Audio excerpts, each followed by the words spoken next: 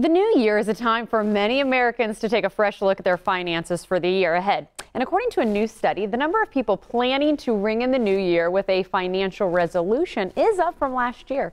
Joining us with more is Ken Hevert from Fidelity Investments. I feel like I should say welcome back, Ken, because we just realized we actually did this last year. How are you? I'm doing great. We did do it last year. We had a lot of fun. Okay, so let's go ahead. Says everything is up this year, financial goals. So let's talk about this study. I know you always find some surprising things each time around.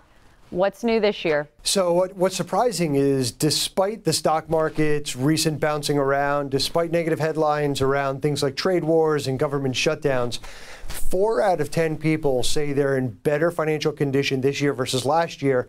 And even more importantly, 75% of people believe that they're going to be in a better spot in 2019. So last year's complacency has turned into this year's determination to continue to make progress on saving more, managing their debt, and making sure that they're spending less than they're earning. So you addressed last year. Were there mistakes that were made last year that we can learn from and move into 2019? Well, this is a new part of the study, and it's very interesting. So the number one mistake that people confess to have made is spending too much money on dining out. Number two was spending a lot of money on something they couldn't afford, and in the end, it didn't make them any happier than they already were. And then, 3 and 4 and 5 on the list are things like, they didn't return or exchange an unwanted item. They allowed subscriptions to continue even though they're not using them. I think at the end of the day, what this says is that people are becoming a lot more conscientious about what they're spending their money on, making sure that what they do spend their money on ultimately allows them to be more successful financially and, frankly, just happier. So I would say you mentioned that first one. That's totally my family. Too much money on dining out. Guilty is charged there. So what we were able to learn, are those some of the concerns that people are holding on to as they go into the new year?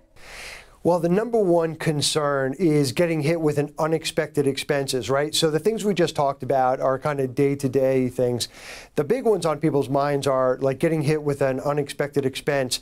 It could be something related to a natural disaster. It could be, having to replace a car when they didn't plan to.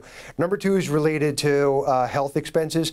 And then number 3 is just general concerns over the economy and the performance of their investments.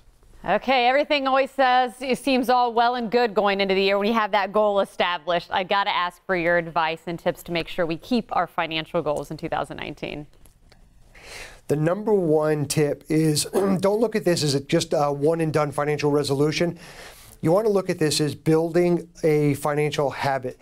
People who have developed financial habits are twice as likely to say they feel they're in a better financial situation, including having less debt. If your goal is to save more for retirement, what's great is you can turn it on autopilot. You can increase your contributions by some small amount. In fact, people said that they plan on increasing their retirement savings by at least 1% or a couple $100s. If your goal is to pay off your debt, make sure you're focused on the highest interest debt that you have. And again, spending less has become, less of a focus for people this year. But still, there's a need to make sure that what you are spending is less than what you're earning. It always sounds so simple, but sometimes hard to achieve. Well, in closing, then, where can we go for more information? You can go to fidelity.com/resolutions. We've got the study for this year. It's also got tips on how to stick to your financial goals and your financial resolutions.